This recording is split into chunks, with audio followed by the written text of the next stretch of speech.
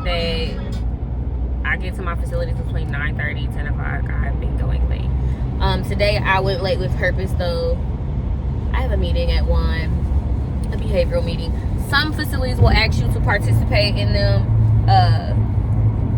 Some don't necessarily. It just depends on preferences. This facility wants us present, so that's fine. Plus I get a lot of insight on patients that maybe I'm not seeing today that may need some adjustments as well without having to add them onto my caseload.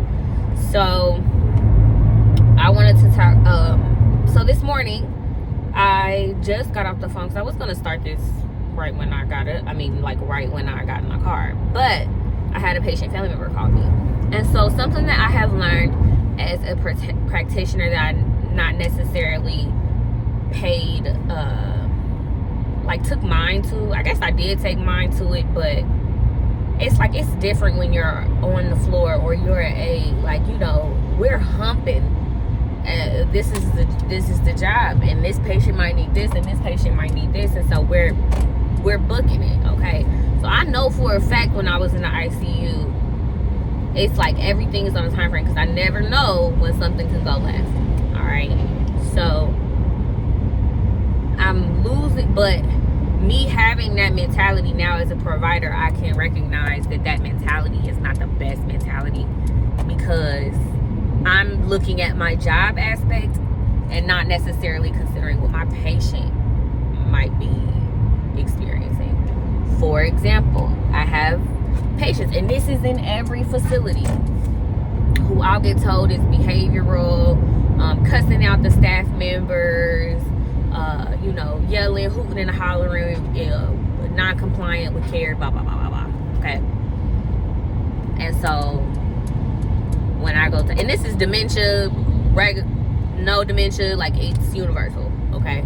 And this is why I say I'm going to go talk to the patient. Okay. I'm going to go in with a blank slate. I'm going to heed what you reported to me. But if my patient can tell me what's going on, I'm 9 times out of 10 going to agree with the patient, okay? Because it's probably the approach. I'm going to call a spade a spade. Let's focus on the needs of the patients, okay? If we can even do nonverbal patients. Let's talk about nonverbal patients, okay? We'll do nonverbal and then we'll do verbal patients first. Nonverbal patients. If they're not behavioral all day and they are behavioral at certain times a day, or behavioral with certain care members, or behavioral during certain events, that's a situational behavior, okay? Maybe they're telling you they're not done with their food yet if you're trying to take their tray. Maybe they're trying to tell you, I'm upset because I have to use the bathroom. Or maybe they're trying to tell you, I'm in pain, and they can't tell you those things. So the only thing they can do is behave, okay? Because that's going to get your attention. You're gonna pay me some attention when I'm sitting here and I'm trying to buck up with you, okay? So as providers, we have to recognize, or not even just providers, as a provider, I recognize it more than I did when I was a staff nurse. So now let's get into the verbal patients, okay? If the patient is cussing you out, okay, and I go through the progress notes because I'm not with the patient every day, okay? I don't talk to them every day. I don't interact with them every day. So at the end of the day, I have to take what you are telling me and you're charting to come up with my conclusion, okay? Because if you didn't chart it, it didn't happen. Remember that. Now, I'm going through all the progress notes here with this patient. All the progress notes are staff attempted to do blah, blah, blah, blah, blah. Patient cusses them out. Patient tries to hit blah, blah, blah, blah, blah. Patient says, get off of me, okay? Now, when I go and talk to the patient, she tells me, I said, how you doing today? She says, oh, I'm better today. I said, oh, well, what was happening before? What's going on that you weren't having good days before? Okay. And she tells me she felt assaulted. Okay. Now, I'm not saying nobody went in the room and beat her up. Absolutely not. Do I think that? Absolutely not. However, one thing that could be registering to her as assault is if you come into the room and you say, hey, we're about to do this, and you start moving and grooving, okay? Because I, as an aide, and I'm looking back, I'm a little ashamed of it, but it was never, do you want to take a shower? Because your patients want to tell you no. So I understand both sides. Your patient, you give them the option, they don't want to do that. They don't want to be cold, they don't want to be wet, they don't want to be naked, they don't want to let somebody else see them naked. They don't want nobody to help them, okay? Because that's their dignity, all right? So you know it is, we're getting ready to do that. That's how I went about it, because it's not an option, okay? Nobody likes a funky resident. That was my mentality. Now, that still stands. Nobody likes a funky resident. Nobody wants you to be stinking, okay? We have to take care of our hygiene.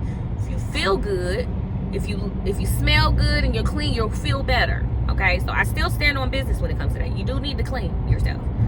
But as I was just explaining, it's your approach. Now, if I go to the patient and I say, hey, Miss So-and-so, or hey, Mr. So-and-so,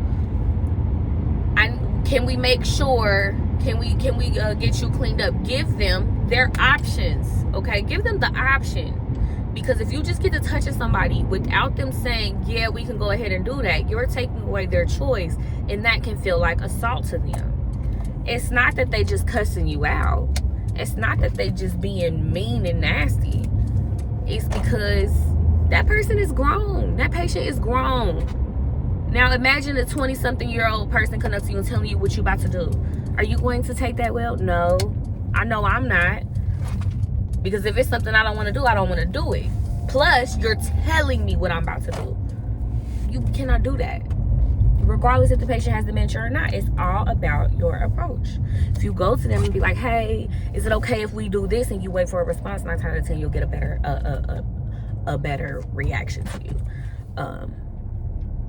We always have to be mindful that, yes, this is our job, but this is their life. This is their life. Probably a life that they're not, they didn't see themselves in a nursing facility. They didn't see themselves losing their independence. They didn't. Like, that it'll happen in the back of your mind someday, but you're not ready for that. You're not ready for somebody to be telling you when to eat, what to wear, when you can't eat, when you're supposed to be asleep. They don't want to do that. They didn't have to do it before. That's a hard adjustment. We have to be mindful of that adjustment. It's a very hard adjustment going from being on your own, taking care of yourself, raising your kids, to now you are the one that's requiring somebody to take care of you. Your kids are telling you what you need to do and what you need to worry about. That's a big adjustment, okay? So give grace. Always be mindful of your approach when you are caring for somebody, okay? It will get you much further than what you gonna tell them what they gonna. It'll get you much further. Dementia patients, don't touch them until they see you, and even then, they still might beat you up. But at least you can say, you did what you was supposed to do. You ain't just flipping and turning somebody upside down without them knowing, okay? So just be mindful. That's all I'm saying. That's a little wisdom for your Wednesday.